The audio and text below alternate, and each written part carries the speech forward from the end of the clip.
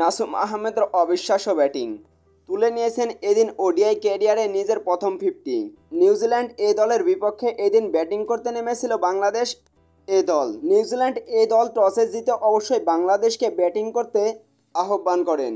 এর পরিপ্রেক্ষিতে বাংলাদেশ ব্যাটিংয়ে নেমে একের পর এক আসা যাওয়ার মিছিল চলতে থাকে বাংলাদেশ শিবিরে। দলের হয়ে এদিন খুব একটা সুবিধা করতে পারেনি ওপেনিং জুটি। ওপেনার সাইফ হাসান, এনামুল হক বিজয়, নাইম শেখ এবং ক্যাপ্টেন নুরুল হাসান সোহানও খুব একটা ভালো করতে পারেনি দলের জন্য। তবে এদিন বাংলাদেশ এই দলের ব্যাটিং বিপর্যয়ে দলের হাল ধরেছিল ইয়াসির আলী রাব্বি। ইয়াসির আলী এদিন 65 বলে 63 রান করে প্যাভিলিয়নে ফিরে যান। এরপরে নাসুম আহমেদের দুর্দান্ত ব্যাটিং ওডিআই ক্যারিয়ারে তুলে নিয়েছেন নিজের প্রথম 50।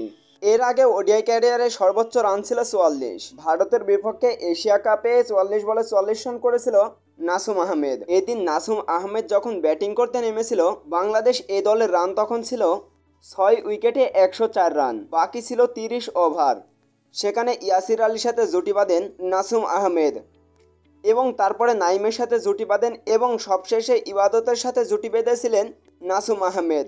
এবং নিউজিল্যান্ড এই দলের বিপক্ষে নাসুম আহমেদের 96 বলে 67 রানের উপরে ভর করে বাংলাদেশ এই দলের সংগ্রহ দ্বারা 47 ওভার 3 বল খেলে 10 উইকেট হারিয়ে 227 রান। নিউজিল্যান্ড এই দলকে জিততে হলে করতে হবে 228 রান। নিউজিল্যান্ড এই দল কি পারবে 228 রান চেঞ্জ করে জিততে, না বাংলাদেশ তাদের ধারাবাহিকতা বজায় রেখে হোয়াইট ওয়াশ করবে নিউজিল্যান্ড এই দলের সাথে? অবশ্যই কমেন্ট বক্সে জানাবেন।